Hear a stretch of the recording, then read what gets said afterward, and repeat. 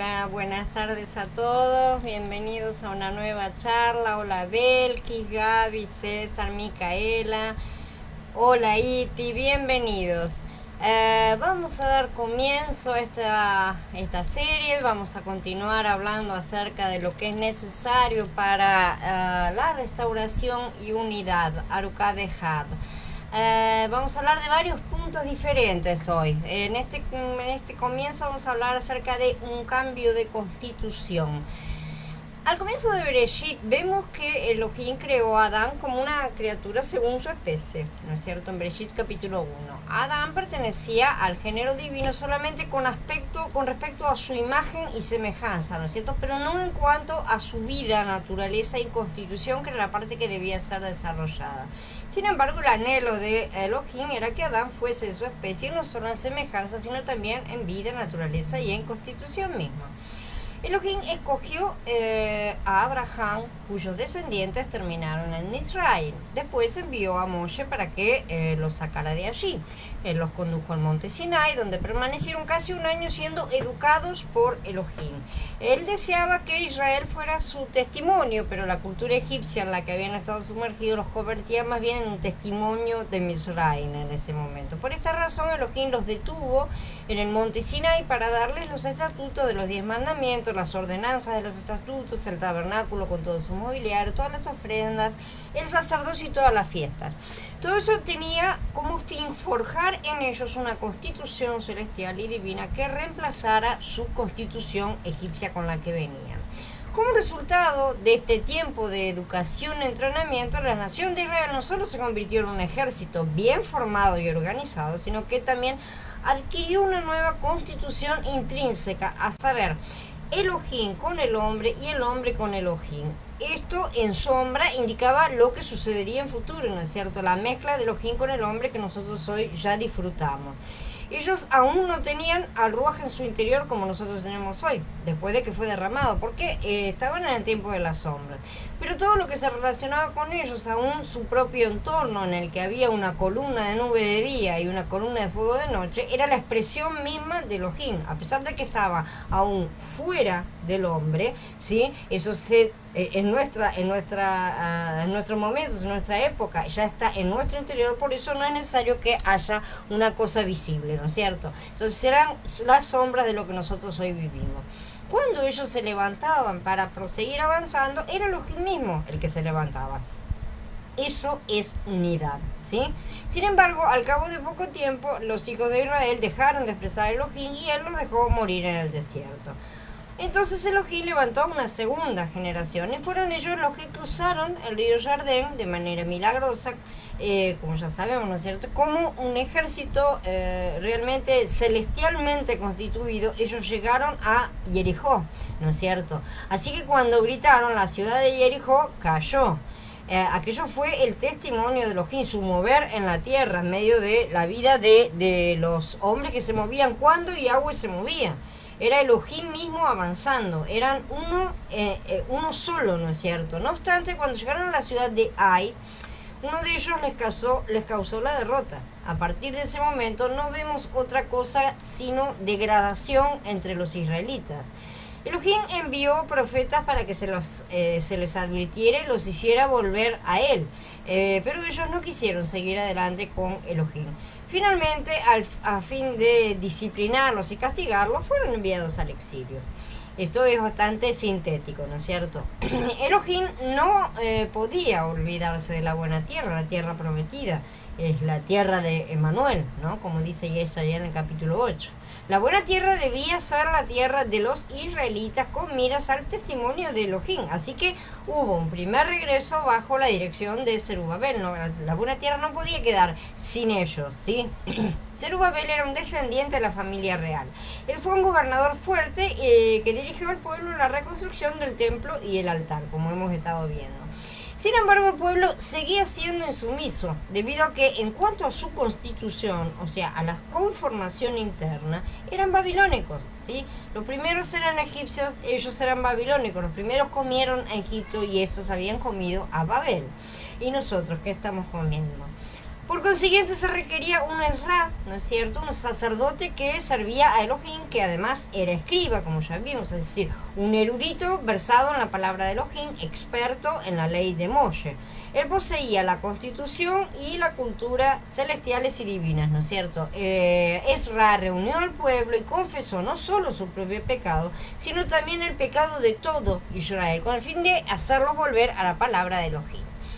Si queremos que se opere un cambio en nuestra constitución, debemos volvernos a Elohim, lo cual hacemos cuando nos volvemos a su Torah, ¿no es cierto? Como está especificado en el capítulo 8 de Ezra. Supongamos que una persona caída desea regresar a Elohim.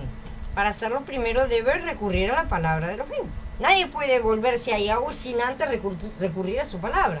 Si queremos que se opere un cambio en nuestra constitución, debemos volvernos a Yahweh, lo cual hacemos, estoy leyendo de nuevo, la palabra de Elohim cambia nuestra constitución intrínseca. Cuando nosotros volvemos y nos acercamos a su palabra, nuestra constitución comienza a cambiar. ¿Qué estamos haciendo? Estamos comiendo la palabra, ¿sí? Antes que comíamos Babel, comíamos Egipto, comíamos todas las cosas del sistema, ¿no es cierto? Ahora nos acercamos, regresamos a él y comemos la palabra. Entonces nuestra constitución comienza a cambiar. Somos lo que comemos. Todos tenemos nuestra propia manera de ser y una manera en que habitualmente nos comportamos. Eso es natural, ¿no es cierto? Pero Elohim es capaz de cambiar esa constitución nuestra intrínseca por medio de su palabra. Es por eso que necesitamos leer las escrituras, comer las escrituras, ¿sí? Eso es comer las escrituras, como dicen en varios lugares, ¿no es cierto? No es solamente leerlas con la mente y nada más, sino comerlas es apropiarnos de ellas, vivenciarlas en nuestro interior, ¿no es cierto? Hola Cristina, buenas tardes.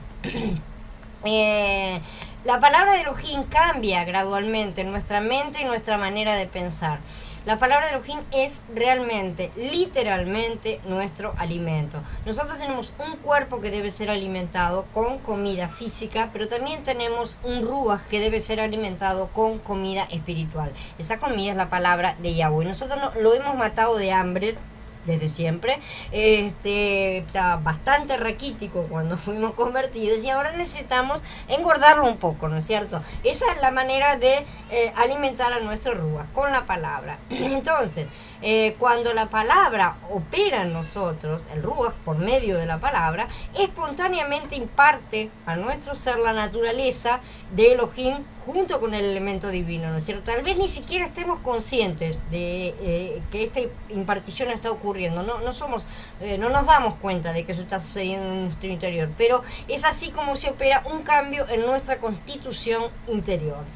La mayoría de los cautivos que regresaron de Babel a Jerusalén no habían nacido en Israel, ya lo hemos dicho, sino en Babel, la gran mayoría, y habían sido criados allí. Así que el elemento babilónico se había forjado completamente en ellos, formaba parte de su constitución. Por consiguiente, después de regresar a la tierra de sus padres para ser ciudadanos de la nación de Israel, ellos necesitaban experimentar un cambio en su constitución, necesitaban revertir esa situación. Ezra resultó muy útil en este aspecto, porque fue a través de él que el pueblo recibió un nuevo elemento constitutivo mediante la palabra de Elohim. El deseo de Yahweh con respecto a Israel era tener en la tierra un pueblo con una constitución divina y que pudieran ser su testimonio ante el resto de las naciones, ¿sí? A fin de ser este testimonio era necesario, básico, que el pueblo de Israel recibiera la palabra de Elohim, porque si no, no había forma de que le fueran testigos. Así entonces, a través de Ezra y Nehemías, como ya hemos estado viendo en todos estos capítulos, Elohim pudo, a través de su palabra, forjarse en el pueblo de Israel que había regresado del cautiverio, los que habían tenido movidos sus corazones, ¿no es cierto?, para que llevaran el testimonio de Elohim. Cuando llegó el mes séptimo, los hijos de Israel ya estaban en sus ciudades. Todo el pueblo se reunió como un solo hombre en la plaza que está frente a la puerta de las aguas y le pidieron al escriba Ezra que trajera el rollo de la Torá de Moshe, que Yahweh le había encargado a Israel. Primer día del mes séptimo, el sacerdote Ezra trajo la Torá ante la congregación de hombres y mujeres y de todo el que era apto para entender lo que oía. Leyó del rollo desde el amanecer hasta el mediodía, frente a la plaza que está en la Puerta de las Aguas, en presencia de hombres, de mujeres y de cuantos podían entender. Los oídos de todo el pueblo estaban atentos al rollo de la Torá. El escriba Ezra estaba sobre una plataforma de madera que habían hecho con este propósito, y junto a él, a su derecha, estaban Matiyá, Shema, Anayá, Uriyá, Hilkiyá y Maaseyá. Y a su izquierda estaban Pedayá, Mishael, Malkiyá, Hashum, Hashbadaná, Secayá y Meshulam. Ezra abrió el rollo a la vista de todo el pueblo, porque él estaba más alto que todo el pueblo. Y cuando lo abrió, todo el pueblo se puso de pie. Ezra bendijo a Yahweh, a Elohim, y todo el pueblo, alzando las manos, respondió: Amén, amén.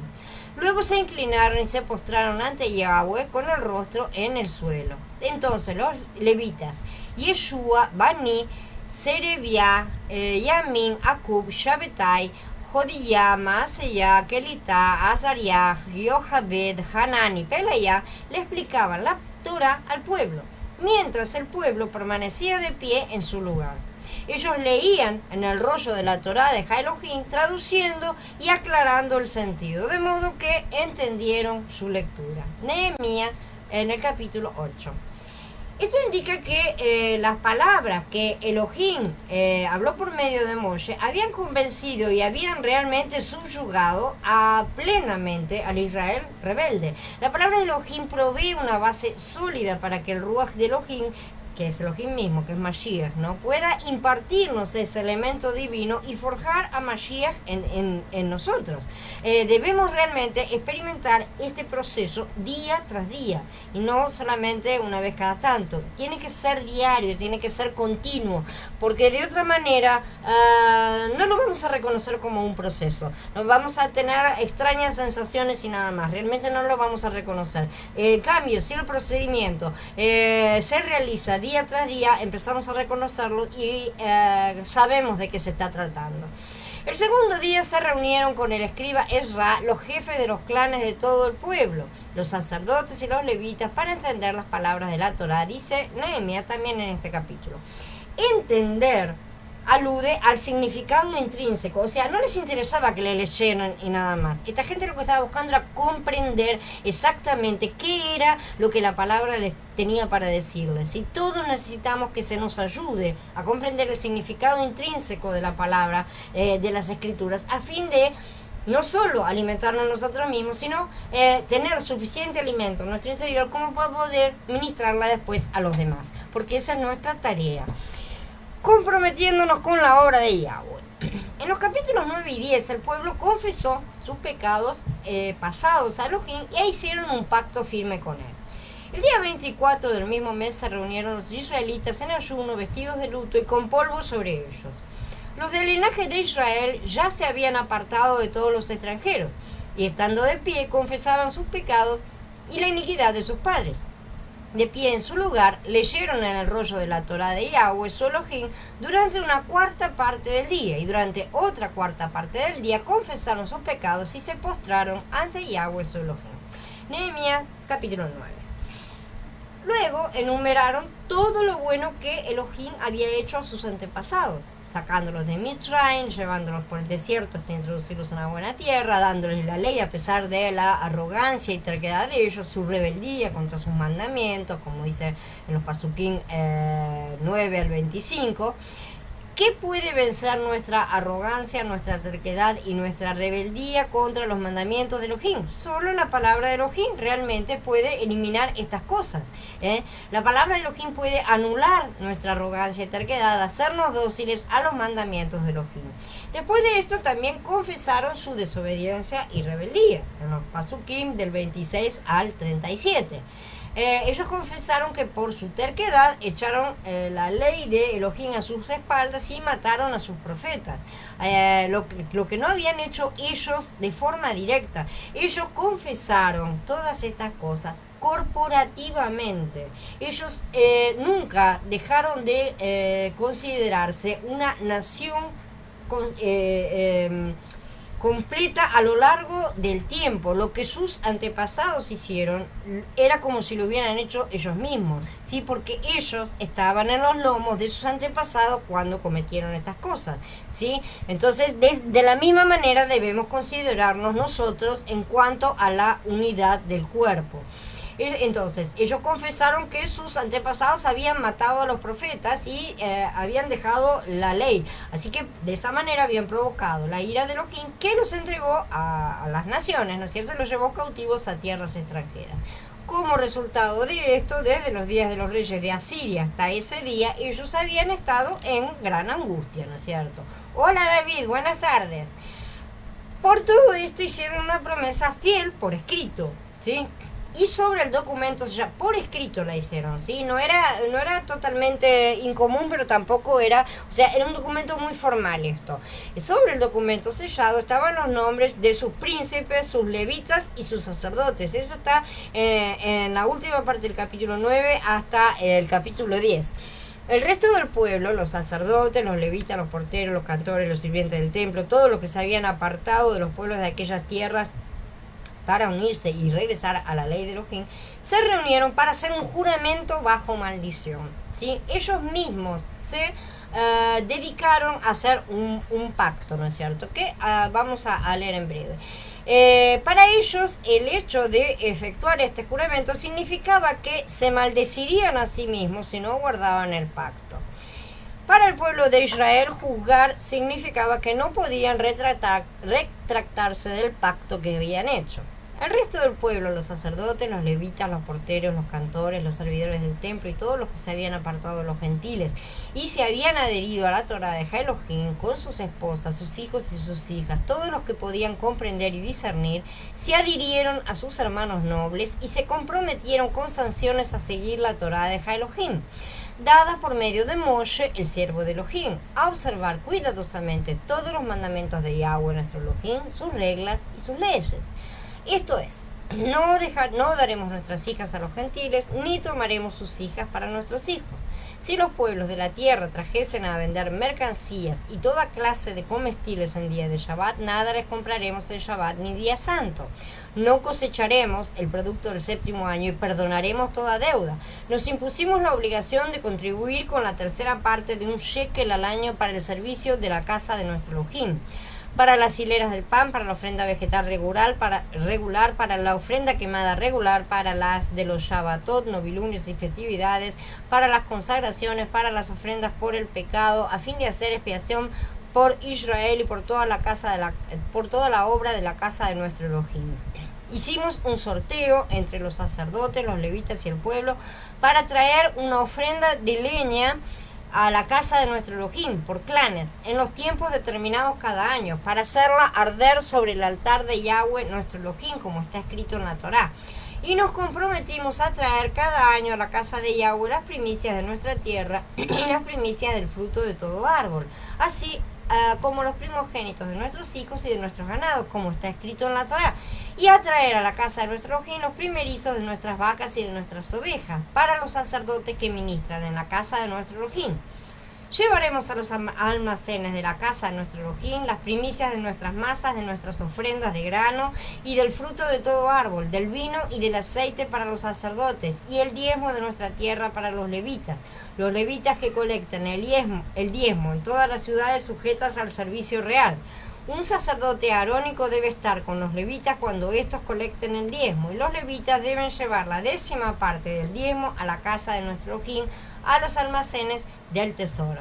A esos almacenes deben llevar los israelitas y los levitas la ofrenda de grano, del vino nuevo y del aceite. Allí estarán también los utensilios del santuario, los sacerdotes que ministran, los porteros, los cantores. No abandonaremos la casa de nuestro Elohim. Nehemías capítulo 10, del 28 al 39. Dice, nos impusimos la obligación de contribuir con la tercera parte de un shekel al año para el servicio a la casa de nuestro Elohim. Esta contribución no correspondía a ninguna regla de la Torá. Esto es realmente muy interesante, porque esto ya está presagiando un cambio en la constitución del cuerpo, ¿no es cierto?, de la nación como cuerpo, y presagiando ya la unidad que tendría que llegar a alcanzar más adelante. Esto no estaba en ninguna regla de la Torá, fue una decisión espontánea del pueblo, fue una decisión de ellos decidieron hacer este voto, así que esto en realidad fue un voto, ¿no es cierto? Esta fue una oferta que el pueblo decidió comprometerse a realizar, además de retomar todas las reglas que habían abandonado, porque se comprometieron a cumplir todos los mandamientos, todos los requisitos de Yahweh. Recordemos que ellos aún estaban en la etapa de las sombras, por lo que dependían aún del cumplimiento de las leyes de la Torá. Ellos necesitaban todavía de los sacrificios reales, ¿no es cierto? Nosotros hoy, en la actualidad, estamos liberados de los sacrificios gracias al sacrificio perfecto de Mashiach. Con todo, muchos argumentan hoy que también ya no hay templo. Hola Mónica, hola Jorge, buenas tardes.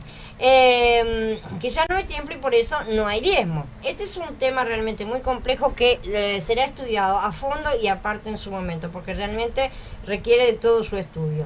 Al mismo tiempo aseguran que somos templo del Ruach, ¿no es cierto? Somos templo de Yahweh. ¿Será que con eso quieren significar que entregándose a sí mismos los diezmos están haciendo lo correcto? Porque en verdad es lo que la mayoría ha venido haciendo desde que se descubrió, por así decir, ¿tá? Eso ha salido en las redes y entonces se viralizó. Y yo debo confesar que yo también adherí al mismo pensamiento en su momento, que el diezmo no es válido. Ya veremos si lo es o no, más adelante, ahora no. Primero se excusaron argumentando consigo mismo que iban a entregar ese valor a quien verdaderamente hiciera la obra de Yahweh, ¿no es cierto? Y muchos realmente comenzaron haciendo esas cosas, pero después siempre encontramos la quinta pata al gato, porque no hay nada que nos conforme completamente a la forma que nosotros montaríamos nuestra propia quejila, ¿no es cierto? Por eso es que surgen tantas. Pero sin embargo la cuestión no es que sea a nuestro gusto, sino siguiendo la palabra de Yahweh. De manera que poco a poco fueron decayendo de la costumbre hasta que se olvidaron por completo de la casa de Yahweh, fueron a edificar sus casas. Esta es una historia real de los tiempos reales. Y yo me incluyo una de las primeras que en su momento, cuando descubrí, entre comillas, que el diezmo no era válido, lo cual todavía sabemos que está en una discusión terrible, pero esas discusiones realmente no me interesan en lo más mínimo, ¿no es cierto? Fuera de esas discusiones nosotros vamos a estudiar correctamente lo que es el diezmo. De a poco entonces dejaron de colaborar con los buenos y con los malos, ¿sí? Y se acostumbraron a quedarse con el excedente hasta que llegó un momento en el cual ya no se pensaba más en lo que era eso. Lamentablemente es necesario comprender ciertos puntos al respecto del diezmo. En primer lugar, no es un mandamiento que haya sido eliminado y esto lo vamos a ver más a fondo. El diezmo era una costumbre muy anterior a la ley, como ya sabemos, a través de Melquisedec, que también lo vamos a ver más adelante y justamente vamos a tocar el tema todo junto. El diezmo era recibido por la autoridad máxima local, la cual en aquel entonces, en la época de Melquisedec, era tanto política como espiritual. Generalmente estaban reunidas en una sola figura, pero no siempre. Todos los diezmos de la tierra, sean semillas del suelo o frutos de los árboles, son de Yahweh, quedan consagrados a Yahweh. Dice Vayikra en el capítulo 27, ¿sí? Entonces, dicho, cuando los israelitas quisieron un rey y rechazaron a Yahweh, él les advirtió que además de su diezmo, deberían agregar el diezmo del rey, ¿sí? Atiende su demanda, pero adviértele solemnemente y hablaré sobre las prácticas de cualquier rey que gobierne sobre ellos. Tomará una décima parte de los granos y las uvas de ustedes, se los dará a sus eunucos y cortesanos. Tomará una décima parte de los rebaños de ustedes vendrán a ser esclavos de él, dice en Shemuel Aleph cuando les advirtió. De manera que el rey les exigiría el doble, o sea, sería un impuesto para ellos y uno para Yahweh. Aún así el pueblo concordó en ese momento y se esclavizó por propia voluntad, como sabemos. Hoy continuamos pagando impuestos al sistema, que es ese diezmo, que ya no es más diezmo, superó muy de lejos lo que era la décima parte, protestando cada vez, ¿no es cierto? Pero sin comprender a fondo la real situación. No nos damos cuenta que lo que estamos haciendo es pagar un diezmo, ¿sí? Pero hemos negado su derecho a Yahweh. cosa que los antiguos no habían hecho. Hemos abandonado su casa y no nos ocupamos de su edificación o sustento. No nos ocupamos tampoco de nuestra edificación como piedras para ser edificados en la casa. No crean que diciendo hoy nosotros somos templos resuelven las cosas, porque somos las piedras, no el templo. El templo no es una piedra. El templo son muchas piedras. Estamos siendo edificados recién en estos momentos está comenzando la edificación. Hasta ahora era el labrado de las piedras. Fue la época del labrado de las piedras. Aunque es cierto que individualmente somos pequeños templos, en realidad no templos, sino tabernáculos, cosa que vamos a ver cuál es la diferencia, ¿sí? Y lo vamos a ver en crecimiento también.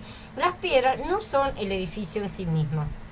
Si no son utilizadas completamente en la edificación del cuerpo, las piedras no dejan de ser piedras sueltas. Esto no es una cuestión de diezmo o de oferta, ¿sí? Vamos a entenderlo. Veremos que ofrendar es siempre superior al diezmo. Así que la excusa de el Berit Hadashah tampoco ayuda en estos casos, ¿no es cierto? Esto no se trata en sí de dinero. Es cuestión de cuál es nuestra disposición para con la obra de Yahweh. Ese es el punto central. ¿Dónde colocamos la obra de Yahweh en nuestras vidas? ¿Primero su casa o primero mi casa? Esa es la cosa. Y eso no quiere decir, dejo de edificar porque estoy edificando o esto o lo otro, sino en cuanto a toda una postura interna nuestra. Debemos entender que se trata de eso. Y sí, ciertamente eso incluye cómo nos manejamos con las cosas a nuestro alrededor. ¿La estamos colocando realmente a la obra del Padre en primer lugar o antes nos vamos a edificar nuestras casas? Eso es lo que tenemos que plantearnos a nosotros mismos y ser sinceros con nosotros mismos, porque al final de cuentas él ya sabe, ¿sí? Y él está mirando esas cosas, ¿sí? Entonces es hora de encarar las cosas firmemente. Los recursos no son sino un medio para alcanzar la obra, ni más ni menos. Y si le damos más importancia de lo debido, estaremos creando un ídolo en el lugar de Yahweh. Puede ser tanto de una forma directa como indirecta. Se adhirieron a sus hermanos nobles y se comprometieron con sanciones a seguir la Torá de Elohim dada por medio de Moshe, el siervo de Elohim, y a observar cuidadosamente todos los mandamientos de Yahweh nuestro Elohim, sus reglas y sus leyes. Esto es, no daremos nuestras hijas a los gentiles, ni tomaremos sus hijas para nuestros hijos. Si los pueblos de la tierra trajesen a vender mercancías y toda clase de comestibles en día de Shabbat, nada les compraremos en Shabbat ni en día santo. No cosecharemos el producto del séptimo año y perdonaremos toda deuda. Releyendo el capítulo 10 de Nehemías. En los pasuquín que acabamos de citar, vemos que el juramento consistía en que andarían en la ley que Elohim les había dado mediante Moshe, ¿no es cierto? Que guardarían todos los mandamientos de Yahweh Elohim y sus ordenanzas y estatutos. Todo lo que ya había sido entregado, ellos lo guardarían, ¿no es cierto? Dejar descansar la tierra significa dejarla por sí misma, ¿sí? No trabajarla. Según lo que Elohim había instituido en su ley, ¿no es cierto?, en la Torá, en el séptimo año debían cesar de sembrar y cegar para que la tierra tuviera el reposo. Entonces la tierra daría fruto por sí misma, el cual sería para los pobres y los menesterosos. Ese fruto de la tierra de ese año sería para los pobres. Esta ley acerca del séptimo año revela que Elohim, que es el dador de la Torá, está lleno de amor, ¿verdad?, que cuida de las viudas, de los huérfanos, los necesitados y los extranjeros también. Además, el pueblo también estaba de acuerdo en remitir toda deuda. Esto es referente a las cosas de los jubileos, y a no obligar a los demás a pagar sus deudas, ¿no es cierto? En el séptimo año no se les permitía usufructuar la tierra, ¿no es cierto?, ni exigir el pago de las deudas. Esto era la ley de los jubileos.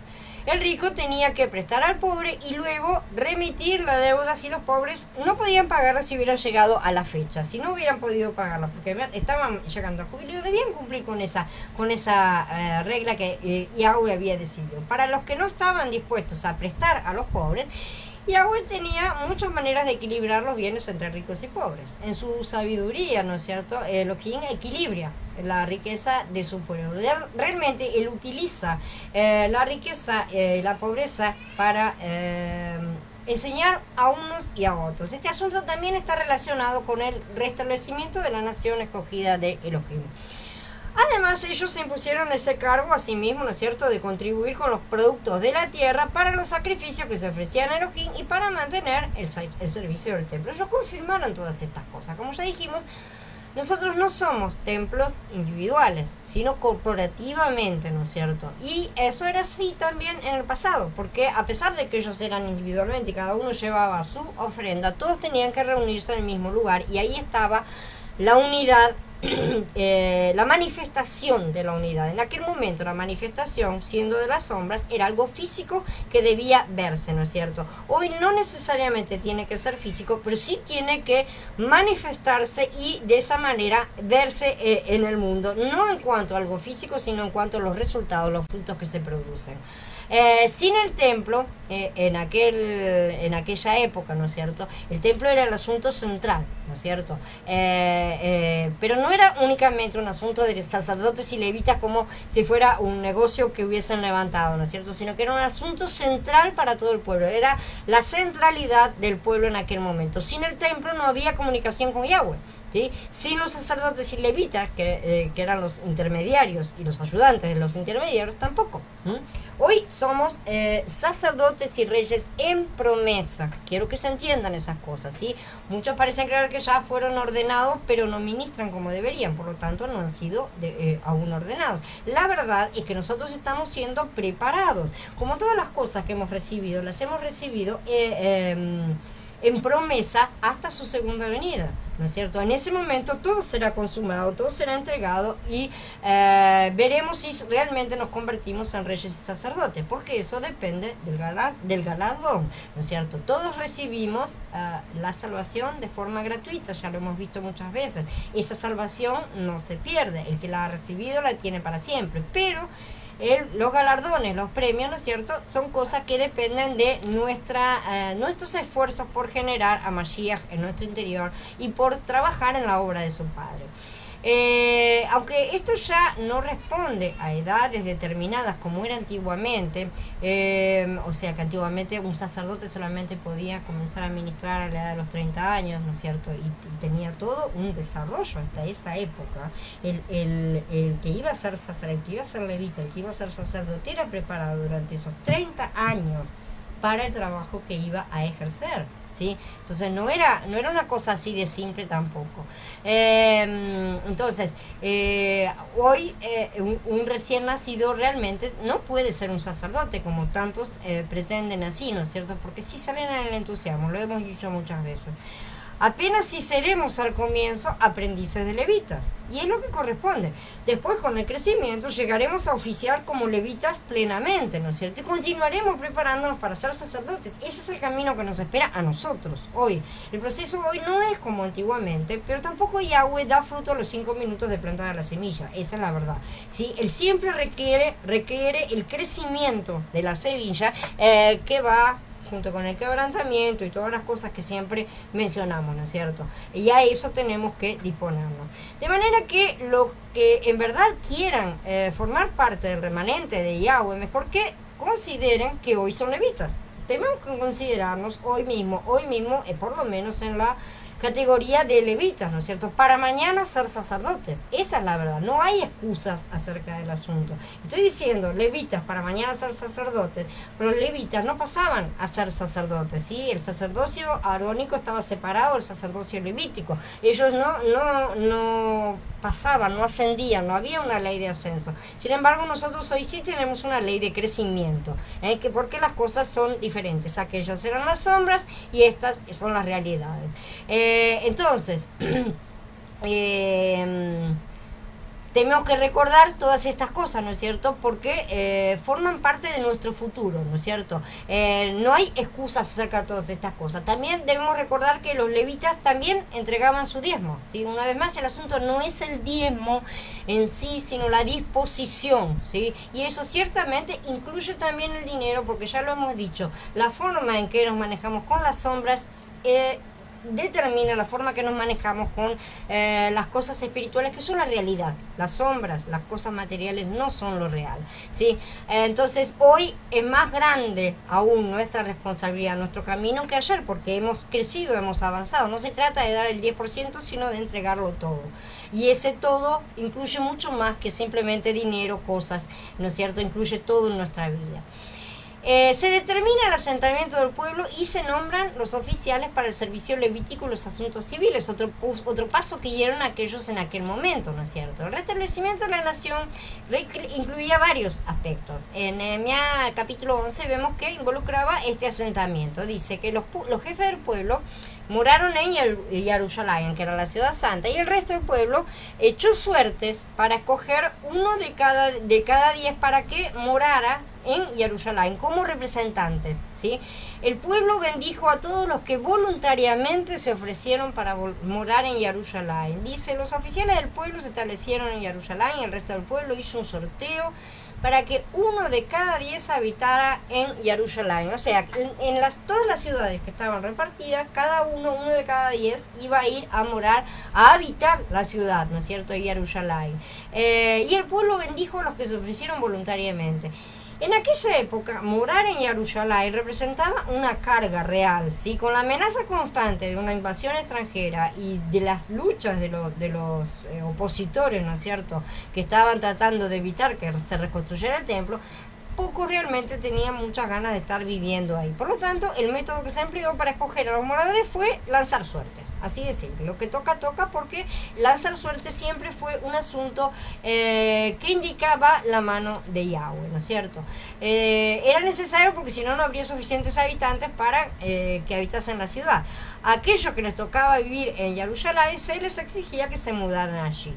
Hoy los que se ofrecen voluntariamente a servir de tiempo completo serán bendecidos por todos los demás realmente, pero el resto deberá mudarse si así le es indicado, voluntariamente o no, porque sabemos cómo son las elecciones de Yahweh. Las cosas del servicio de Yahweh no son elegibles, ¿sí? Esta me gusta, aquella no me gusta, esta no, te la devuelvo, no la quiero. No es así. Si entramos en pacto con Él, ya no nos pertenecemos. Podrán entenderlo o no, pero si no lo comprendan, simplemente sufrirán. Esa es la cosa, porque Él va a cumplir su palabra.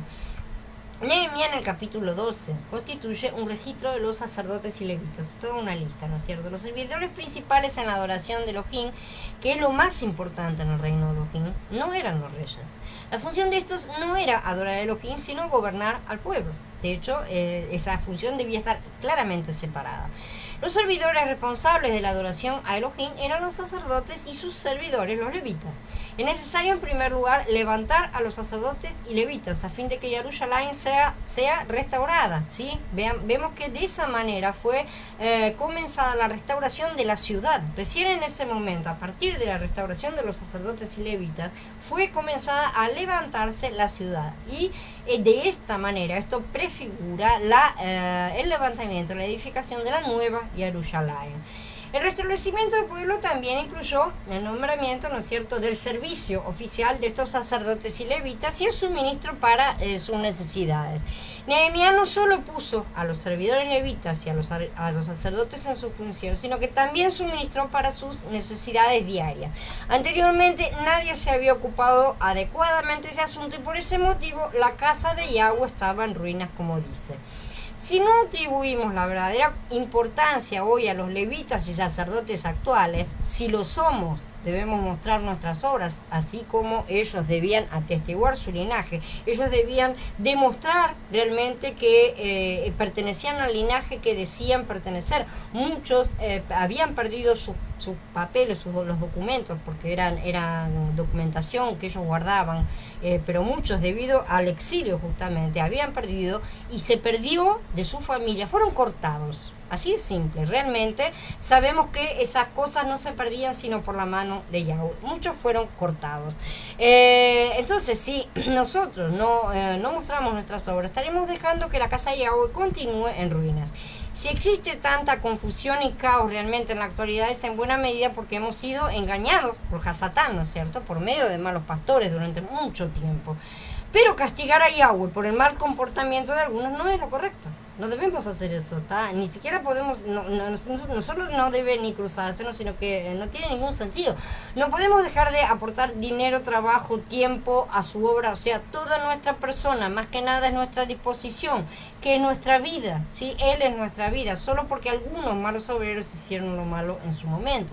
Como aquellos samaritanos que se aprovecharon de los pobres, ¿sí?, los que habían quedado, ¿sí?, ellos fueron dejados fuera de la restauración de Yahweh. Así de simple.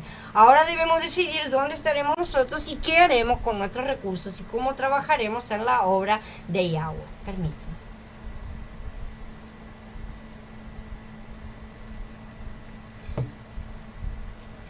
La purificación de la restauración. ¿Cuándo terminó esto? Se acercaron a mí los oficiales y dijeron: el pueblo de Israel, los sacerdotes y los levitas no se han separado de los pueblos del país, cuyas aborrecibles prácticas son como las de los kenanitas, los geteitas, los perecitas, los jebusitas, los amonitas, los moabitas, los mitzrayitas y los emoritas. Han tomado las hijas de estos como esposas para ellos y para sus hijos, de modo que han mezclado la simiente santa con la de los pueblos del país. Y los oficiales y los prefectos han llevado la delantera en esa transgresión. Esdras capítulo 9. Esdras no solamente contribuyó a fortalecer y enriquecer la restauración, sino que además la purificó. Antes de que Esdras llegase existía una mezcla impura. Algunos de los israelitas habían contraído matrimonio con esposas paganas y sus hijos procedían de tal mezcla. De esta mezcla. Ya hemos mencionado que era una costumbre asiria la de mezclar las poblaciones de los conquistados, o sea, de llevar la de los conquistados de acá al otro lado, cruzarlos para evitar rebeliones, ¿no es cierto?, y debilitarlos. Este es un tipo que hoy debemos aplicar espiritualmente, ¿sí?, y no de forma literal. No se trata de que empiecen a divorciarse de sus parejas incrédulas. La restauración es el linaje santo y la restauración es justamente una reparación, una reconstrucción y una limpieza. Sabemos que el Ruaj está juntando a lo suyo de los cuatro vientos, pero no nos será permitido entrar a ningún lado sin la ropa adecuada. Es por lo tanto indispensable que nos preparemos y llenemos nuestras lámparas. Y la primera cosa que cualquier convidado a una fiesta hace es bañarse, purificarse, ¿no es cierto? Y ponerse ropas limpias, que es lo que hemos estado viendo que hizo Jacob justamente antes de regresar a Betel, ¿no es cierto? Hizo que todos se purificaran y cambiaran sus ropas y sacaran todos los ídolos y sus aretes, ¿no es cierto? Este es el primer paso indispensable en la restauración. No se trata de salir corriendo atrás de las costumbres que tienen apariencia de piedad, sino de verificar que de todo nuestro bagaje y el de los hermanos con los que nos hemos de reunir en su momento es válido y debe permanecer, y que es inmundo y debe ser eliminado de los dos lados y no de uno solo. Muchos que han despertado la restauración han corrido los brazos de la casa de Judá, lo voy a repetir hasta el cansancio, y han comenzado a comer su comida sin ver si sus creencias actuales son correctas. Por esto necesitamos hacer lo que nosotros estamos haciendo, caminar las escrituras y verificar punto por punto cada asunto. Todo aquello que recibimos y no sea santo es una mezcla impura. A lo largo de la historia, el Ruaj ha ido lentamente recuperando ciertas cosas, pero notamos que siempre estas restauraciones acabaron mezclándose nuevamente con cosas impuras, ¿no es cierto? Como que salía algo y parecía que, y después se volvía a mezclar, y volvía a salir algo y volvía a mezclarse. Siempre tuvo ese tipo de movimiento, ¿no es cierto? Es decir, no se llevó jamás la limpieza a fondo, ¿sí? No golpearon con las flechas como deberían, como dice en Melahim Bet capítulo 13, que dice, volvió a decir, toma las flechas, y las tomó, y le dijo al rey de Israel, golpea la tierra. Él golpeó la tierra 3 veces y se detuvo. Entonces el hombre de Elohim se enojó contra él y dijo, si hubieras golpeado 5 o 6 veces, entonces habrías aniquilado a Aram, pero ahora la derrotarás solo 3 veces. Nuestro empeño es importante. No debemos ser tímidos, no debemos hacer las cosas como que sin ganas, ¿no es cierto? Debemos golpear las flechas muchas veces con toda nuestra fuerza, porque esa es la actitud que agrada a nuestro Padre y es la que Él bendice. Pero siempre las restauraciones terminaron diluyéndose en pocos golpes, ¿sí? Y acabaron siendo absorbidas y mezcladas con otros paganismos que no fueron purificados, ¿no es cierto? Sin embargo, estamos aproximándonos realmente a la consumación de las cosas y todo deberá estar pronto para su venida. So pena de quedarnos fuera del reino, no de perder la salvación, repito. Por lo tanto, puesto que fuimos educados dentro de una mezcla impura, se hace necesaria la intervención de algunos Esdras para purificar las cosas. Fue Esdras el que purificó la restauración de su época. En las congregaciones de Kadoshim tenemos que ser muy puros, muy sencillos y no tener mezcla. El problema es que muchos de nosotros que hemos retornado de Babel hemos traído con nosotros nuestro respectivo bagaje. Es una cosa que la traemos, ¿sí? Este bagaje, las cosas de nuestro pasado, hace que se produzca una mezcla impura. Entonces, por muy doloroso que pueda parecer, en la restauración que el Ruaj efectúa, es necesaria esa purificación, a fin de separar el linaje santo de todo aquello que sea pagano. No debemos introducir en las congregaciones aquello que solíamos hacer en las denominaciones, ¿sí? O sea, no podemos venir con nuestras viejas costumbres de otras de las denominaciones donde estábamos. No importa cuán bueno puedan parecer esas cosas. Esto no sería otra cosa que traer esposas paganas, ¿sí? No estamos queriendo decir con esto que debemos ser personas orgullosas, sino simplemente que debemos renunciar al bagaje que traemos de nuestros respectivos pasados. Y si es necesario alguna cosa que sea positiva, debe ser levantada nuevamente de las escrituras, no de lo que ya traíamos. Toda cosa que traíamos de afuera hay que tirarla. Si es la misma que es levantada desde acá, enhorabuena, qué bueno, había alguna cosa de buena todavía en aquellas denominaciones, pero todo debe ser levantado nuevamente a partir de las escrituras y del Ruaj. Entonces todos tenemos que aprender a renunciar a las cosas de nuestro pasado, independientemente de cuán buenas puedan parecer. Tenemos que ser muy puros a fin de que el linaje santo jamás se mezcle con nada que sea común o profano. Esa es la cuestión de ser separados. Y si los demás no están dispuestos a ser radicales, o si aún su entendimiento no ha sido abierto a la importancia de esta verdad, debemos ser pacientes con ellos, porque los tiempos son de Yahweh y no nuestros, ¿sí? Pero ciertamente no tendremos unidad y eso afectará a la edificación de la novia. Por eso siempre estuvo como explotando en cosas y volvía a caer, explotando en cosas y volvía a caer. De nosotros depende que no vuelva a caer, sino que siga explotando. Para nosotros que provenimos del cristianismo, la restauración no comienza por irnos al judaísmo. Para nosotros debe comenzar por restaurar desde dentro de nuestra comprensión de la obra de Mashiach, las cosas del Tanaj que el cristianismo ha dejado de lado, malamente, reincorporando todo lo que nunca debió haber sido perdido. Únicamente cuando tengamos una comprensión total de las escrituras podremos considerar acercarnos a nuestros hermanos sin el riesgo de que nos convenzan de sus errores, ¿sí? Lo que nadie parece notar que persisten. Yo no sé por qué no mencionan esas cosas. O sea, están todos embobados, perdonen, con los judíos que no creen en Mashiach. Y eso realmente es algo bastante, desagradable, ¿no? Y no les predican. Además, no les predican, porque los judíos rechazan bastante la predicación. Muchos hermanos me pasan a veces mensajitos con imágenes o enlaces traídos de páginas judías sin darse al trabajo de mirar que al lado del video que comparten aparece otro del mismo autor, a veces negando a Yeshua. Me ha pasado. Y me estaban compartiendo un video de una persona y al lado aparece otro en el que la misma persona dice ¿por qué no Yeshua?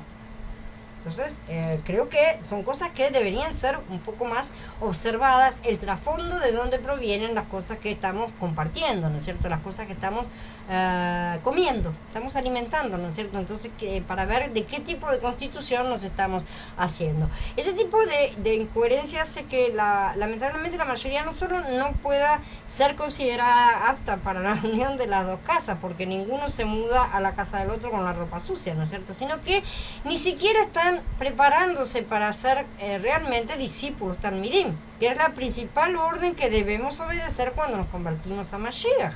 A eso es lo que somos llamados, ¿no es cierto? Vayan y conviertan, consigan, hagan los discípulos, ¿no es cierto? Entonces debemos hacernos discípulos. Esa es nuestra transformación interior, ¿no es cierto?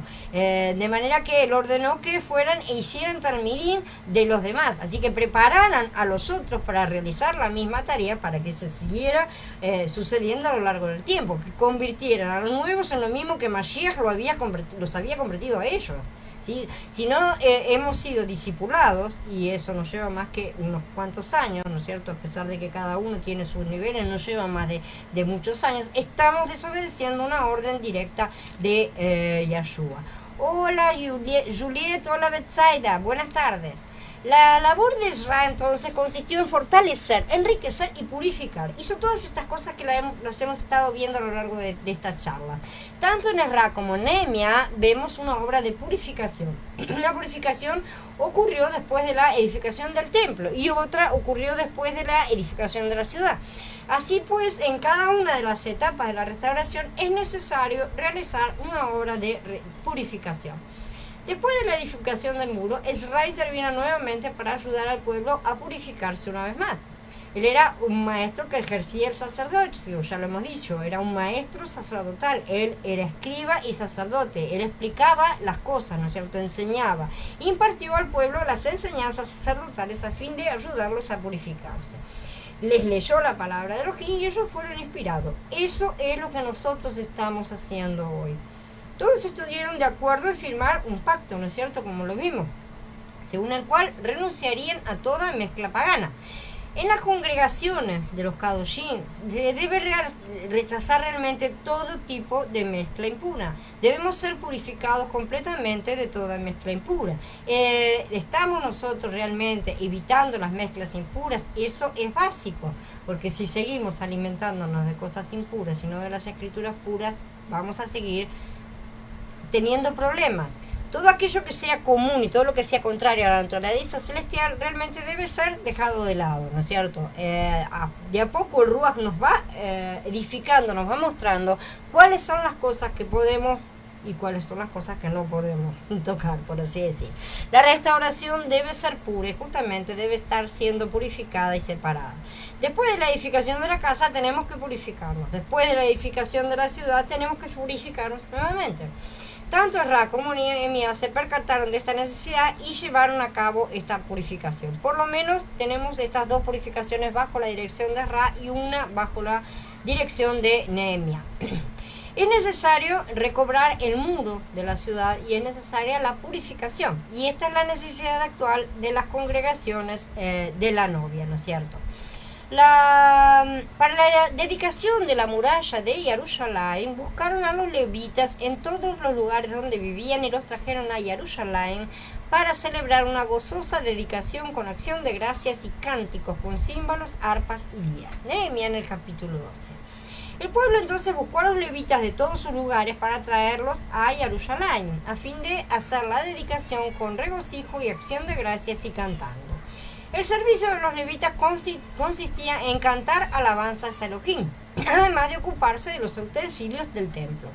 Durante la dedicación del muro, los sacerdotes y los levitas se purificaron y también purificaron al pueblo, las puertas y al muro. Todo quedó purificado porque no podían dedicarle a Elohim algo que fuese impuro. Ellos sacrificaron numerosas víctimas aquel día y se regocijaron con sus mujeres y sus hijos, ¿no es cierto? Porque Elohim les había recreado, ¿no es cierto? Los había alegrado grandemente.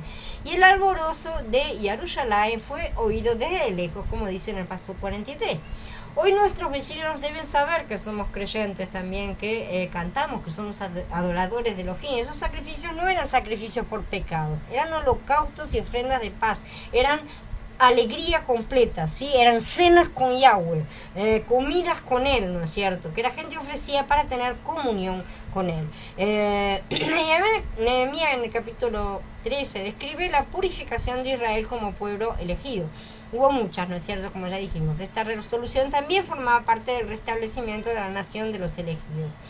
En esa ocasión le leyeron al pueblo del libro del Moshe y se halló escrito que ninguna amonita ni moabita podría jamás entrar en la congregación de Elohim, porque no salieron a recibir a Israel con pan y agua, sino que contrató contra ellos a Bilam para que los maldijera. Pero nuestro Elohim convirtió la maldición en bendición. Cuando escucharon la Torá, excluyeron de Israel a todos los extranjeros. Antes de esto, el sacerdote Eliashib, un pariente de Tobías, que estaba encargado de los cuartos de la casa de nuestro Elohim, le había asignado un cuarto grande en el que antes guardaban las ofrendas vegetales, el incienso y los utensilios, el diezmo del grano, el vino nuevo y del aceite, y que estaban asignados a los levitas, a los cantores, a los porteros y a la ofrenda para los sacerdotes. Eso se lo había dado a este Tobías. Durante todo ese tiempo yo no estaba en Jerusalén, dice Nehemia, Pues en el año 32 de Artajerjes, rey de Babel, volví al rey, pero después de un tiempo le pedí permiso al rey para regresar. Cuando llegué a Jerusalén comprendí el mal que había hecho Eliashib en atención a Tobía al asignarle un cuarto de los atrios de la casa de Elohim. Me disgusté muchísimo y arrojé fuera del cuarto todos los enseres de la casa de Tobía. Ordené que purificaran los cuartos e hice volver allí los enseres de la casa de Elohim con las ofrendas vegetales y el incienso. El templo era alojamiento de falsos pastores, entonces, y esta es la primera cosa que debe ser purificada en la casa de Yahweh: expulsar a los intrusos que el cristianismo y el judaísmo han permitido que se instalen en ella. Cada casa debe realizar la limpieza de su parte correspondiente. Si no podemos cada uno limpiar la casa del vecino, no podemos nosotros limpiar la casa de Yahudá.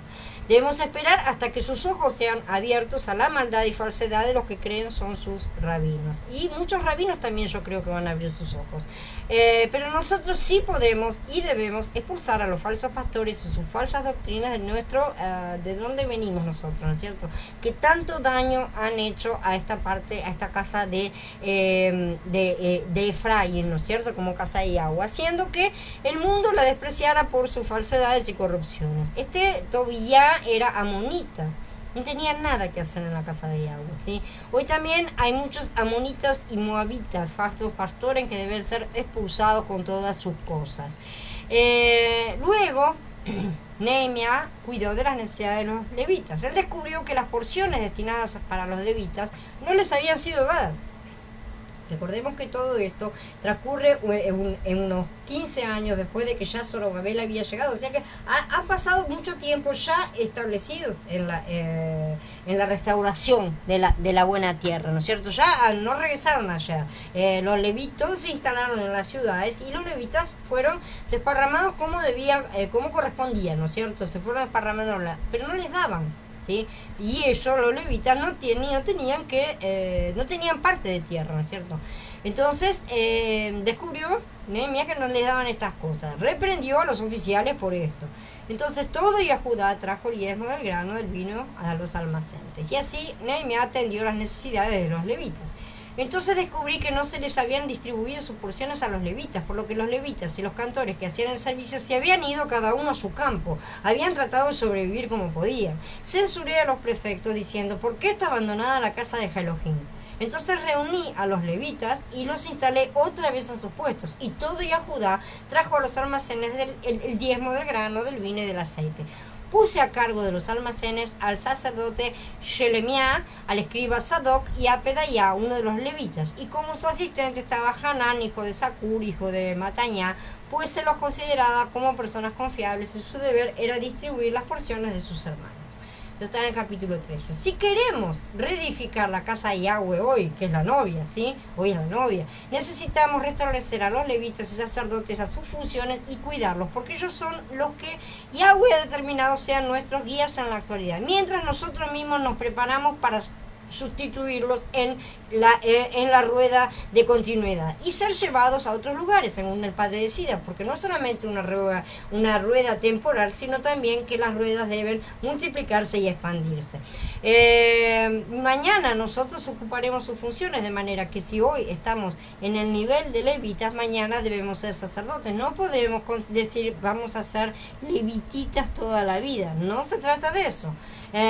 También debemos ser cuidados por nuestras ovejas y cuidar de ellas, o sea, es recíproco lo que tenemos. Ya no somos simples ovejas, animalitos como un pastor, ¿sí? Un ser humano superior a las ovejas. No se trata más de esta comparación, somos hermanos, entonces debemos cuidarnos los unos a los otros, y esto tiene que ser siempre sucesivo, porque los miembros de la casa de Yahweh cuidan los unos de los otros. Eso es amarnos unos a los otros, unos materialmente, otros espiritualmente, y mañana se revertirá esa situación según Yahweh ha dispuesto. Nosotros somos las manos de Yahweh, ¿sí? Aquellos que debemos llevar su bendición al pueblo, si espiritual, si material, según él mismo determina. Nehemías también acabó con la profanación del día de reposo. Los tirios traían sus mercancías a Jerusalén y las vendían allí en el día de reposo. Esto era una gravísima transgresión. Y Nehemías eliminó esta profanación. Ordenó que se cerraran las puertas de Jerusalén antes del día de reposo y que no se abrieran hasta después de ese día. Además ordenó a los levitas que se purificasen y viniesen a guardar las puertas para santificar el día de reposo. Nuestro reposo hoy es Mashiach, ya lo hemos dicho muchas veces. Muchos insisten en querer guardar Shabbat, cada uno haga lo que desea, pero la mayoría solo guarda un sábado romano, ¿sí? Porque lo que utilizan es el calendario romano, que el cual ya se ha desvirtuado muchísimo de los de las versiones originales, porque ha tenido muchas adaptaciones, muchos arreglos, ajustes, ¿no es cierto?, que ha roto la semana, bueno, en fin.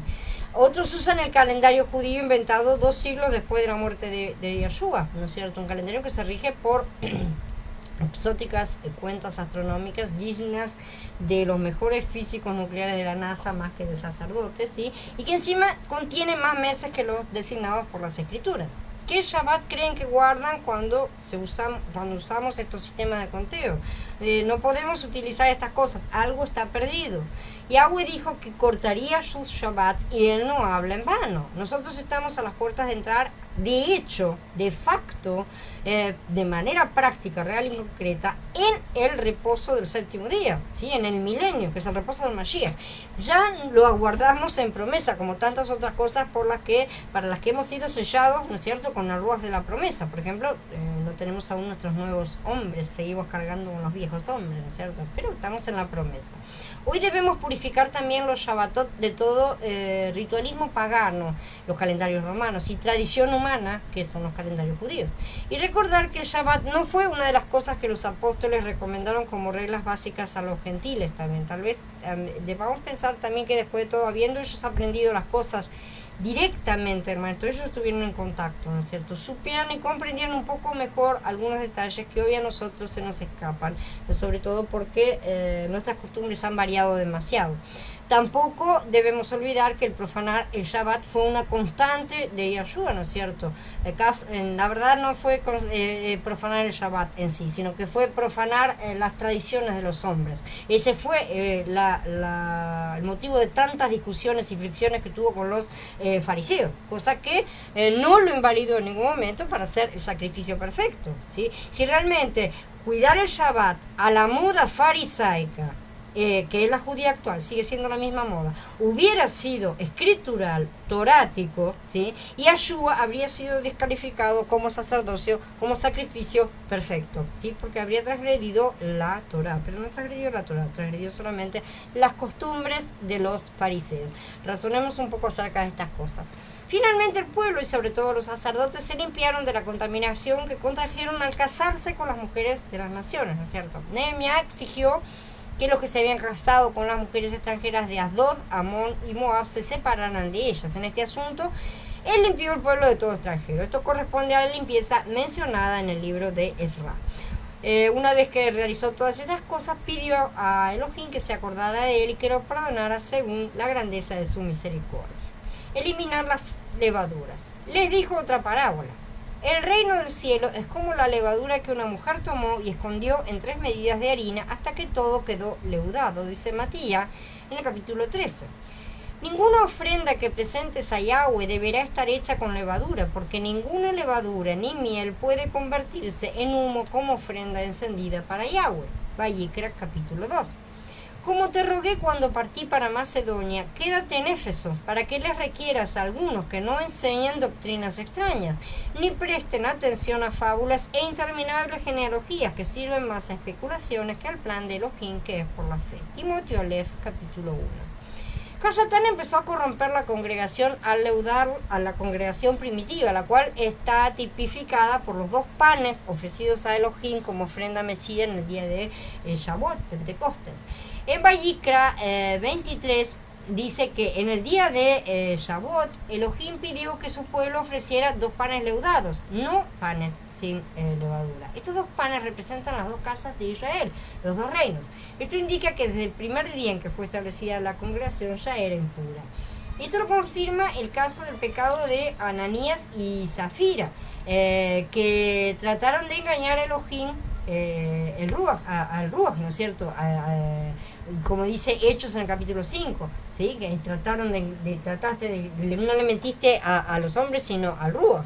el caso de murmuración debido a la negligencia en la distribución diaria para las viudas que ocurre en Hechos en el capítulo 6. Hasatán también corrompió a la congregación al leudar la congregación de Corintio.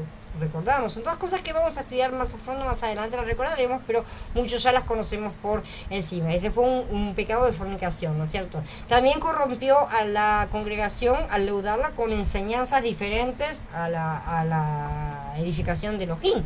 Shaul pidió a Timoteo que se quedara en Éfeso para que exhortara a algunos a que no enseñaran cosas diferentes, ¿sí? Porque ya había empezado a entrar doctrinas extrañas. Esto nos muestra que aún en los primeros días se enseñaron cosas diferentes en las congregaciones.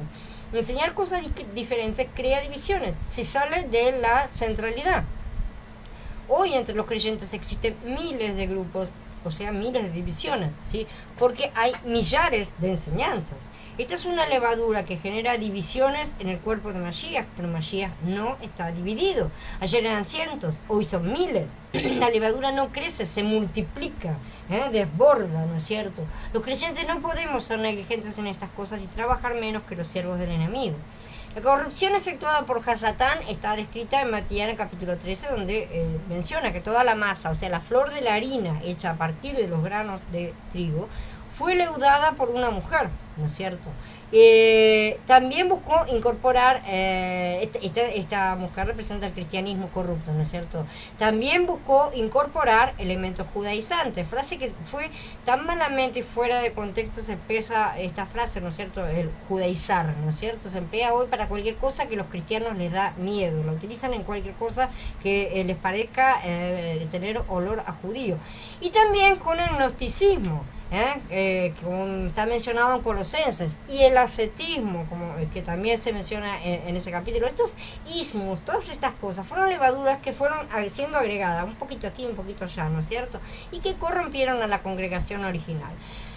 También leudó a la congregación con el catolicismo, el cual introdujo el sistema papal, la jerarquía, la herejía, la idolatría, todas las prácticas paganas, ¿no es cierto? Todas sus inquisiciones, todo un montón de cosas. El catolicismo también cuenta con una jerarquía establecida, ¿no es cierto?, que está cabezada por el Papa, como sabemos, con todas sus ordenanzas, ¿no es cierto? Está lleno de todas estas herejías y prácticas, y que han sido las más popularmente conocidas como la Navidad, y que no se la saca nadie al mundo entero, ahora no se la quieren sacar. Hasatán también leudó a la congregación con el protestantismo y sus jerarquías, o sea, en estas cosas hubo cosas de buenas ¿no es cierto? O sea, en realidad podemos, desde el punto de vista de la levadura, salieron algunas cosas nuevas y Hasatán las levó. Otras cosas nuevas Hasatán las levó nuevamente, ¿no es cierto? Todas estas cosas. Entonces, todos estos sismos, cada uno fue trayendo cada vez más levaduras, ¿no es cierto? Y todas estas cosas fueron fermentando en las cosas que más o menos vemos hoy en la actualidad. De manera que no nos debe sorprender tanto la confusión reinante.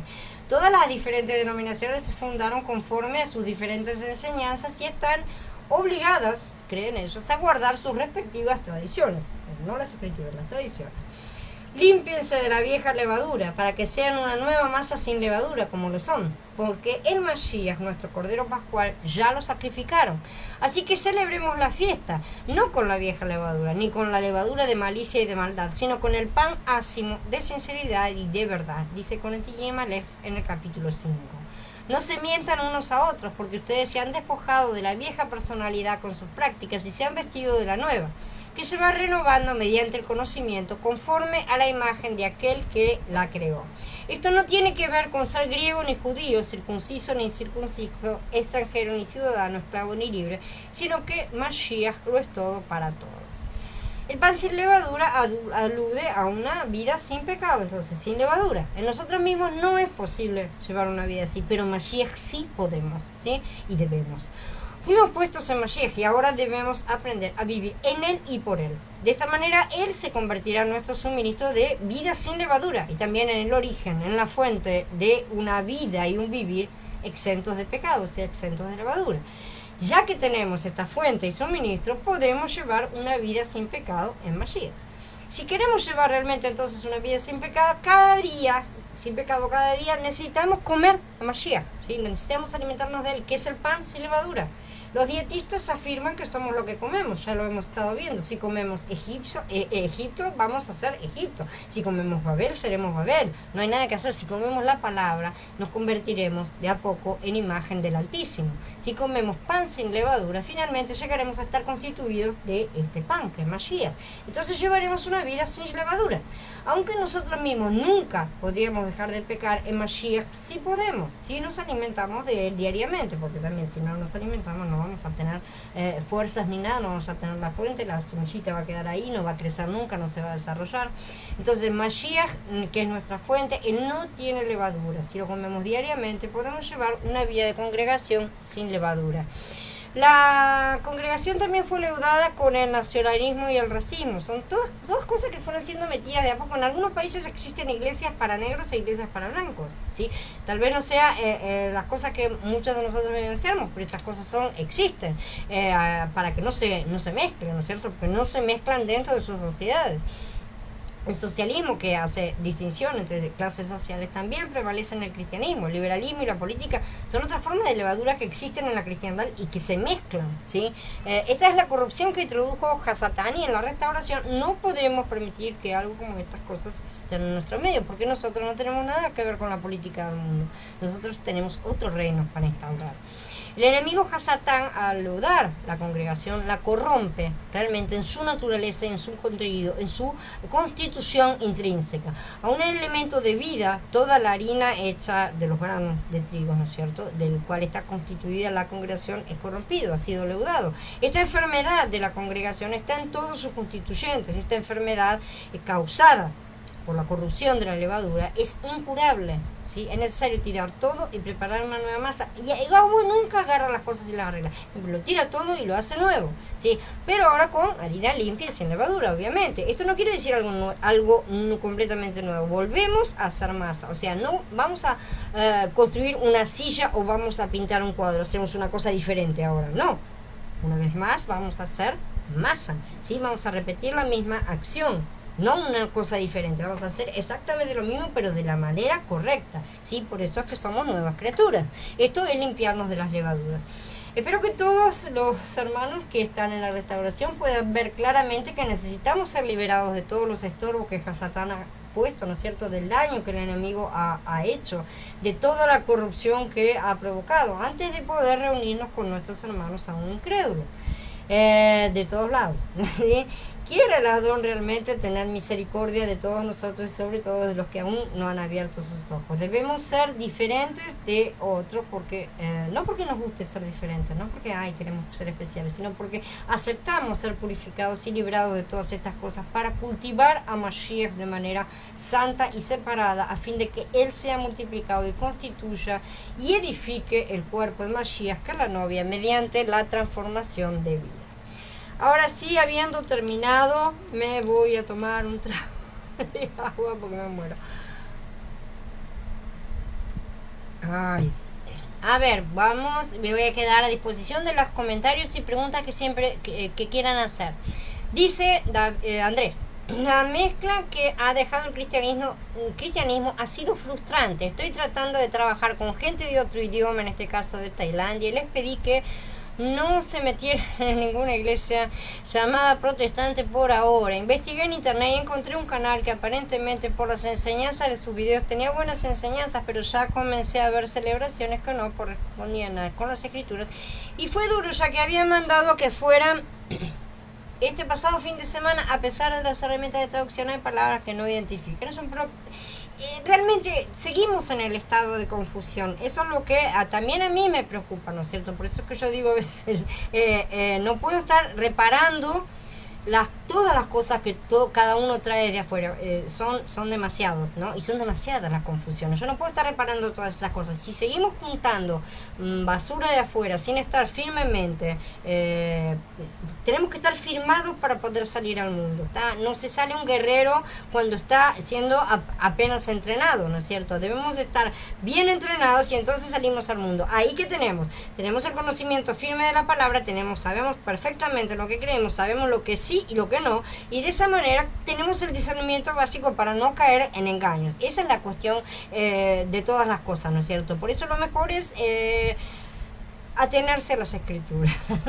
Dice Gaby, hoy en día hay muchos hermanos que lamentablemente no están dispuestos a ver las levaduras. Debemos alejarnos de ellos o simplemente dejar de insistir, tomando como ejemplo el falso rapto. Mira, yo simplemente digo las cosas, ¿no es cierto? Yo en mi vida personal digo, mi relación es un poco atípica. Mi relación es únicamente a nivel virtual. Yo no tengo personas en mi entorno que sean practicantes, que sean creyentes. En mi entorno físico real, ¿no es cierto? Yo no congrego acá y no conozco gente de congregaciones, porque hace muchos años que salí de las congregaciones y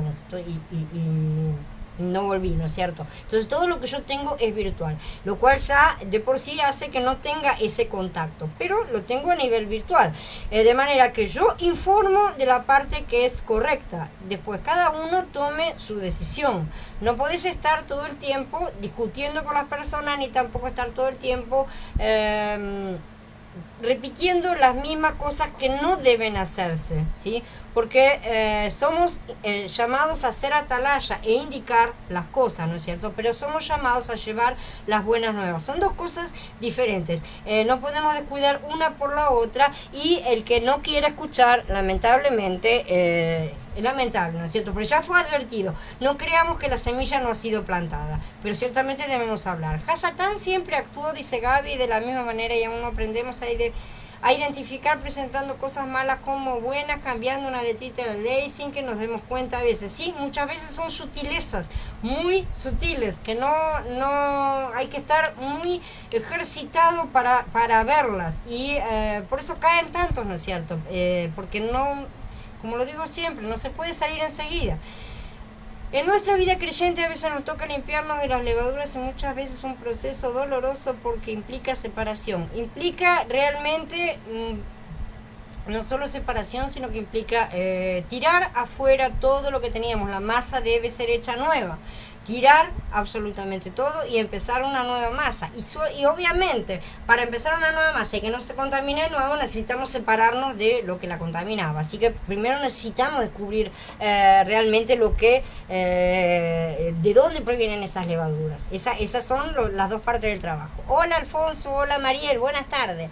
Dice Micaela, cada uno debe tener dominio propio para limpiar nuestras vestiduras y así seguir obedeciendo a nuestro Creador para poder llegar a ese sacerdocio que nuestro Creador nos ha dado, esa promesa. No tenemos que tener dominio propio, lo único que necesitamos tener es al Ruach en nuestro interior. Él es nuestro dominio propio. Si nosotros seguimos intentando hacer las cosas en nuestra propia fuerza, estamos haciéndolas desde el alma y no desde el Ruach. Así que no se trata de esforzarnos nosotros mismos, se trata de, al contrario, ser quebrantados en nosotros mismos para que Él nos maneje por completo, ¿no es cierto? La obediencia no es una cuestión de figura externa, sino una constitución interna. Tiene que nacer desde nuestro interior. En nuestro interior no nace porque somos, nuestro interior real es el viejo hombre aún, ¿sí? De manera que nosotros debemos quebrantar a ese viejo hombre para que el Ruach crezca en nuestro interior, crezca Mashiach, y de esa manera tome el control y sea Él nuestro dominio propio. Esa es la forma. Oh, hola Alfonso, no hay problema. Después queda la grabada, ¿no es cierto? Entonces, bueno, esas son las formas, ¿no es cierto? Hay realmente mucho trabajo que tenemos que realizar para la edificación. Estamos realmente en un tiempo de mucha tarea, porque hemos dejado que todo se venga abajo, lamentablemente. Y ahora la casa está bastante en malas circunstancias, ¿no es cierto? Pero por la gracia de Yahweh todo será como Él ha decidido. De manera que ciertamente esta novia que está siendo levantada de a poco será purificada y será edificada, ¿no es cierto? ¿Alguien más tiene alguna? A ver, dice Gaby, nosotros tenemos el poder de elección, el dominio propio. Debería ser decantarnos siempre por el Ruach. En realidad sí, nosotros tenemos que lo que nosotros tenemos es el libre albedrío, ¿no es cierto? Como siempre se dice, el poder de elección del que estás hablando. Ese poder de elección, ese libre albedrío debe ser siempre ejercido en todas circunstancias, porque todas las circunstancias que tenemos es sí o no. Nosotros tenemos dos caminos para tomar en las circunstancias, hacemos una cosa o hacemos la otra cosa, ¿no es cierto? La cuestión que siempre tenemos que hacer en esa circunstancia es ruaj, ¿sí? Siempre primero. Si nosotros hacemos eso todas las veces y nos acostumbramos, porque muchas veces lleva tiempo, ¿no? Hasta que nos acostumbramos a hacer primero una cosa antes que otra, como en todas las cosas de nuestra vida, ¿no?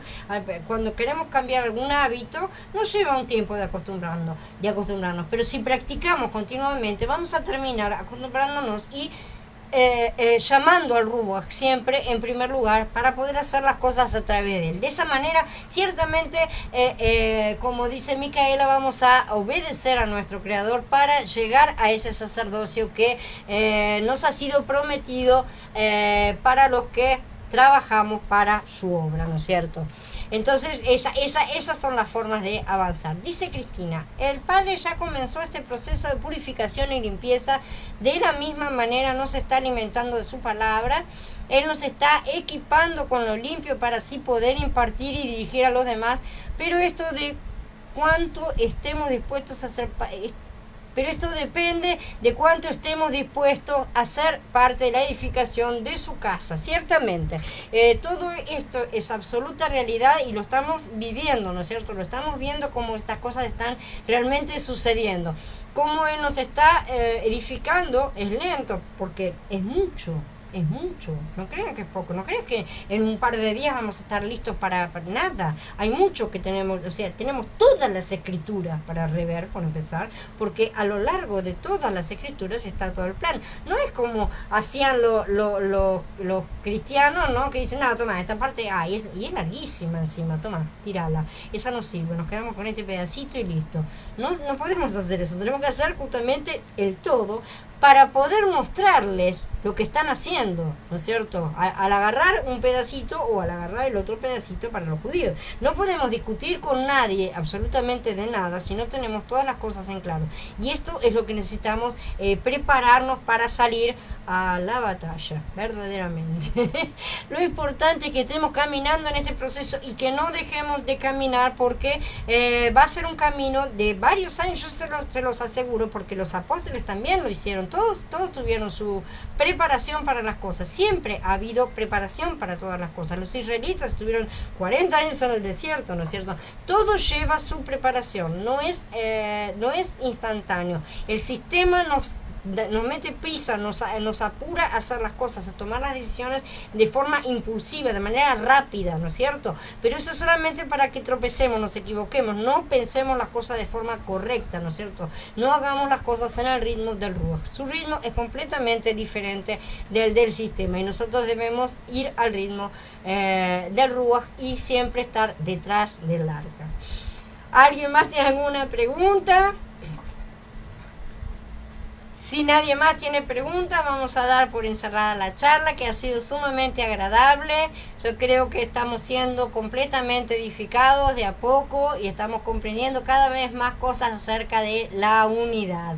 Que el Padre continúe iluminándonos, ¿no es cierto? Iluminándonos y dándonos toda esta comprensión que nos está dando para poder edificar su casa, porque ese es su gran deseo.